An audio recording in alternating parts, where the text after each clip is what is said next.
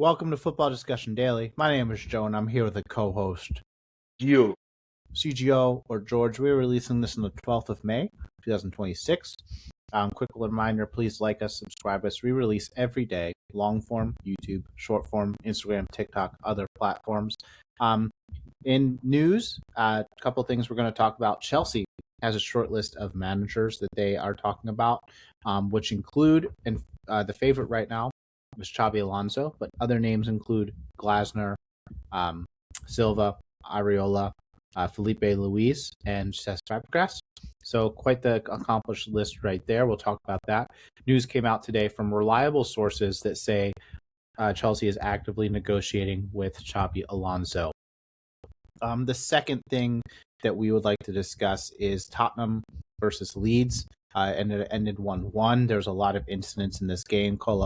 Matisse Tell scored a fantastic curler of a goal after a corner, and then also attempted a bicycle kick clearance later in the game that hit the other player in the head, and it was a very clear penalty for Leeds. In extra time, there was several incidents where Kinski made a fantastic save. There was a penalty incident on James Madisson. James Madisson came back out of injury. He hasn't played in the Premier League all season, so good to see him back. He's a very quality player. But the game ends 1-1, and Tottenham maintained their slim lead over West Ham in the relegation race, but there's still a lot of drama to play out. All right, George, first question. Let's talk about Chelsea first. There's 6 names out there. Xabi Alonso is the favorite. You must be really excited as a Chelsea fan for Alonso, given his credentials. Is he the one of the 6 that you if you could pick any of them, that you'd pick?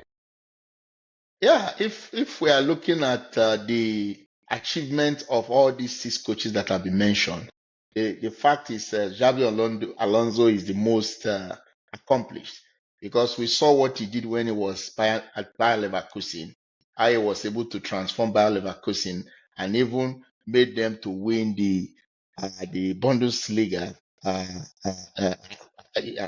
They won the Bundesliga, displacing Bayern Munich, a team that has always been winning the Bundesliga. But they came, and Xabi Alonso was the one who did that. And I think they were unbeaten that season in the Bundesliga. I think the only game they lost is, I think, the Europa League final against Atalanta. Yeah. So somebody who was able to achieve such thing, we knew what transpired when he was at Real Madrid.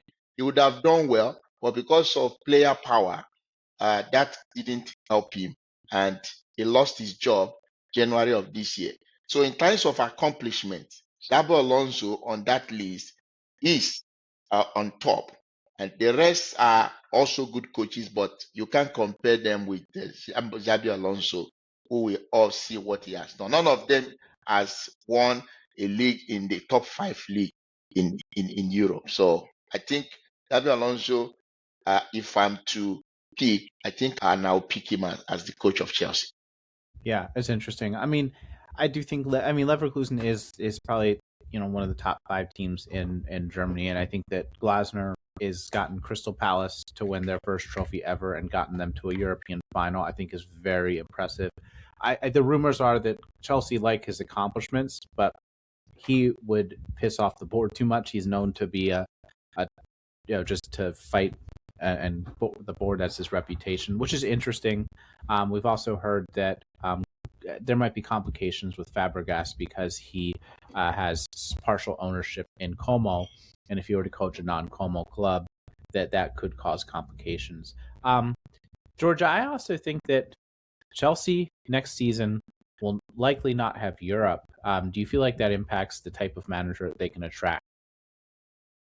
Well, I don't think it will really affect the kind of manager they are going to attract, because, in fact, any manager that will come in might even prefer not going to Europe, because that will take away lots of pressure. Because imagine, for example, a manager having to play the Premier League and also have to play in the Champions League. That will be too much of a responsibility, especially if you are trying to restructure things. You are trying to bring in stability into a team. That will be too much of work for the manager. So I'm thinking the manager that would like to come in wouldn't mind even if Chelsea doesn't go to Europe, because that will help them have less games to play and to manage. So that's what I think will happen. I agree 100%. As long as there's no pressure next year, which is a big if. Obviously no Europe. Conti came in with no Europe and won the league season one. I don't think this team will win the league season one. I think they will not struggle nearly as much without Europe. Um, But Joe, if by chance Chelsea wins the FA Cup, then that means they stand a chance of playing in Europe then, because the winner of the FA Cup normally plays in the Europa League. So that's one of the routes where that looks a bit realistic, where Chelsea can find themselves in Europe. I am aware, but I do not think that's going to happen. It's just interesting. George, there's rumors that Alonso has been offered more control of the transfer market. And I know that I have talked about it, and Maresca talked about it. He felt that a leader is needed on the back line, an older player. Just because, again, a lot of young talent. Do you feel like Chelsea might change their transfer strategy in order to attract Alonso? Do you feel like that's a possibility and go after a player that's over 25 years old, which they have really not gone over after the last 5 years?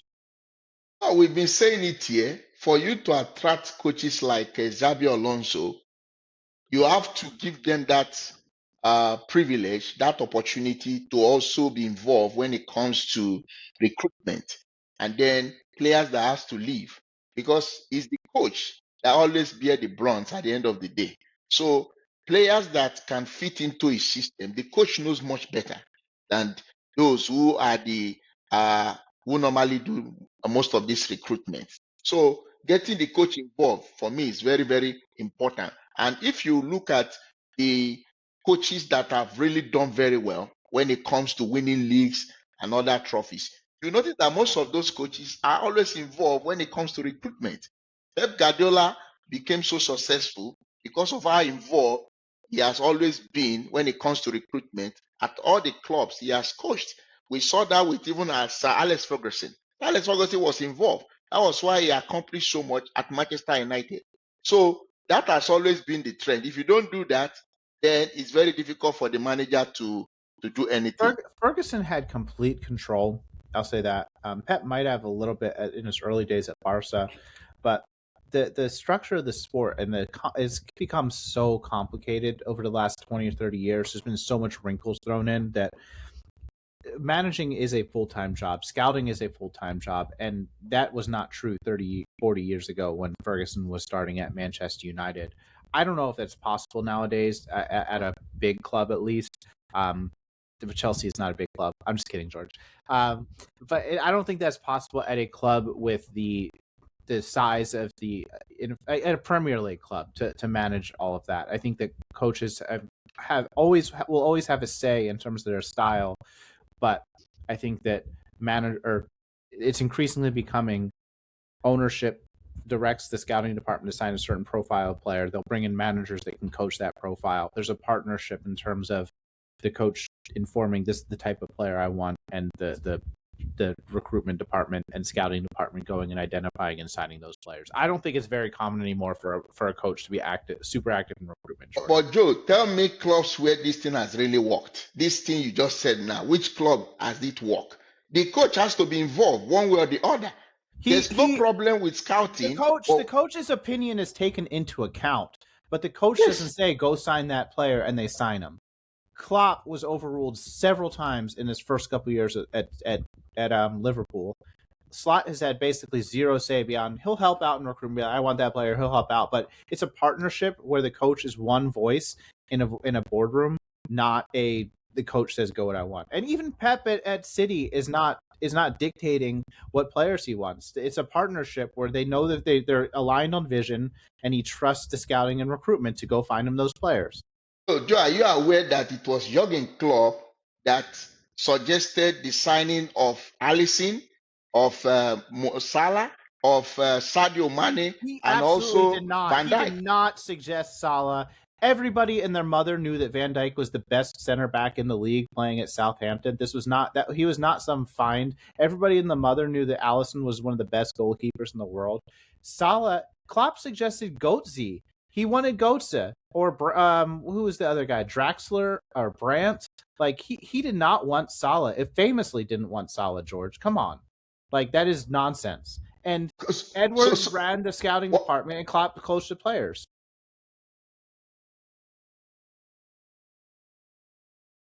He helped recruit. Once the recruitment department identified Sadio Mane as a target, Klopp helped recruit him. He called him and sold him on the vision. Yes, he did that. That's his role in recruitment.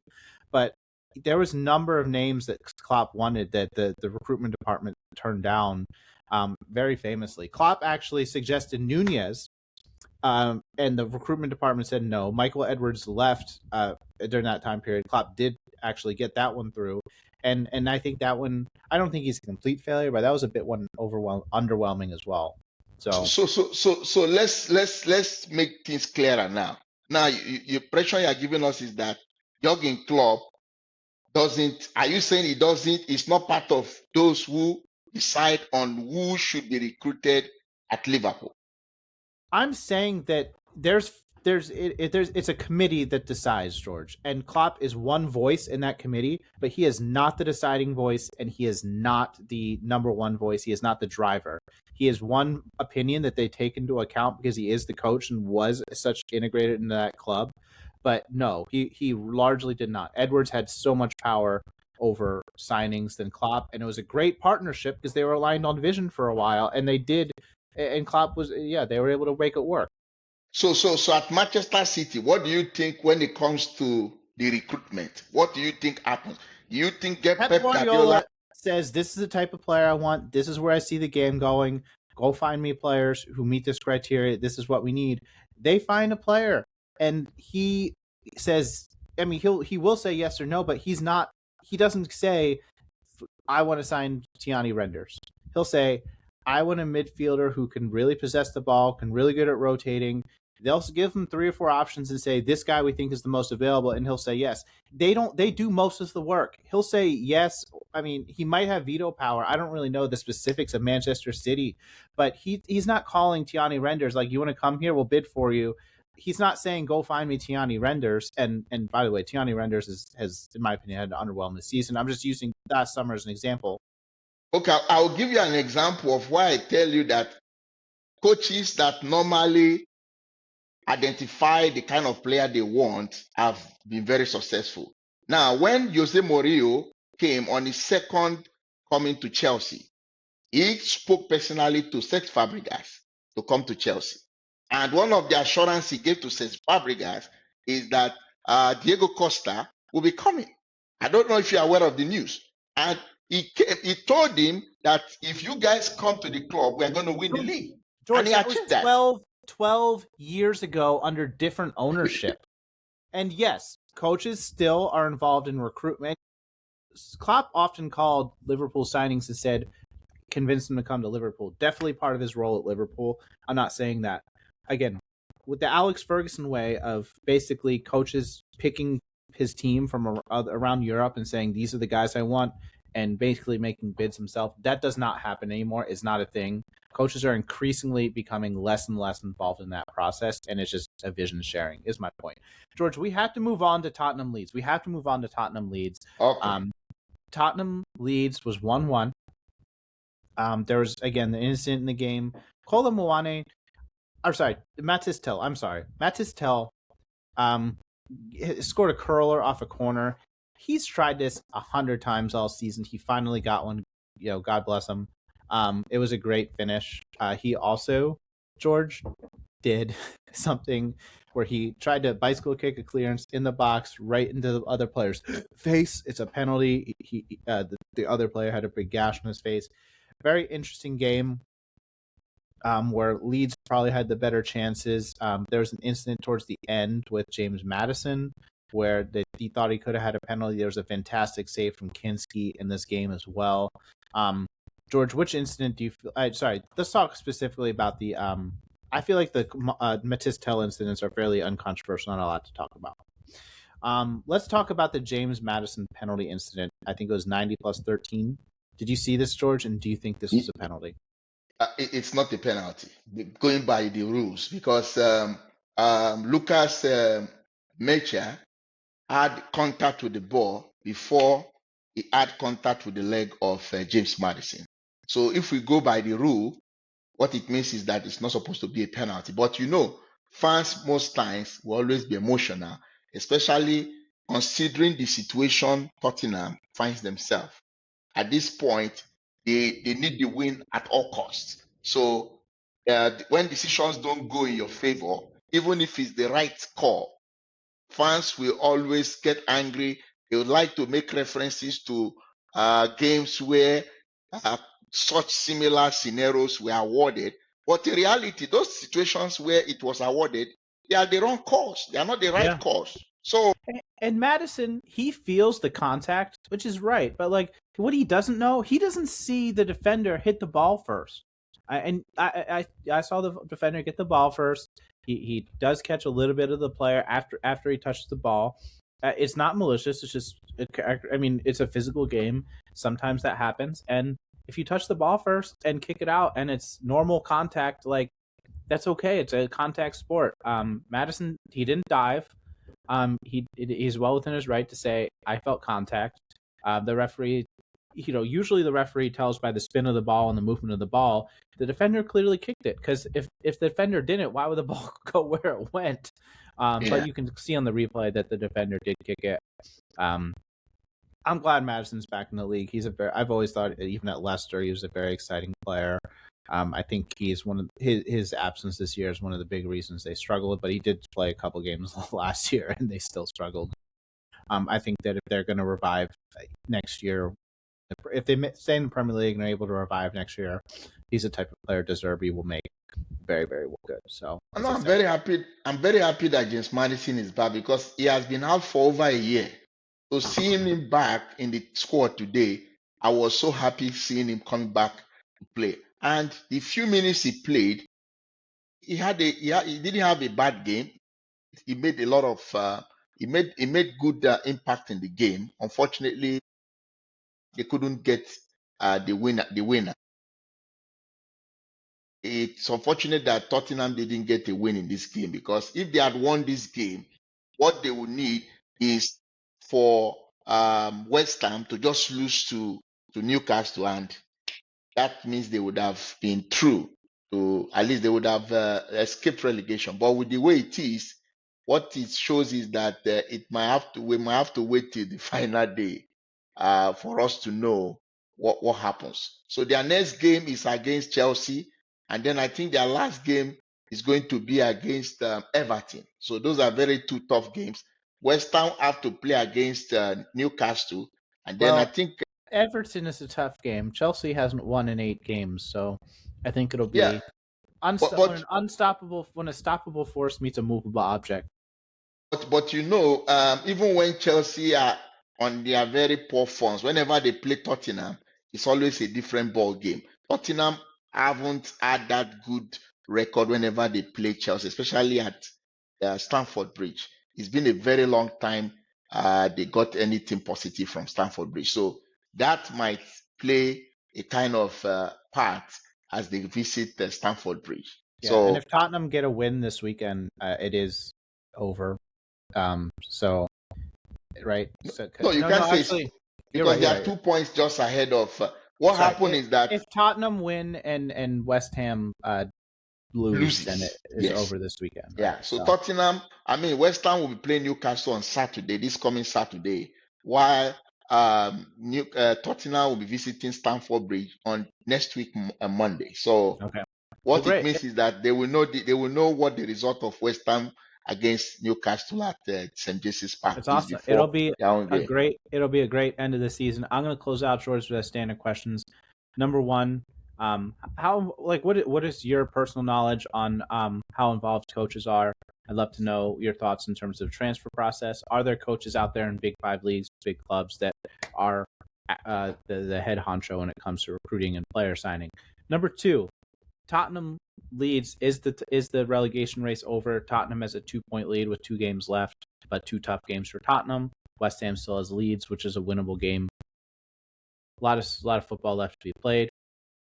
And number 3, Alonso, do you think he's going to be the next Chelsea coach? let us know your thoughts. Thank you for listening.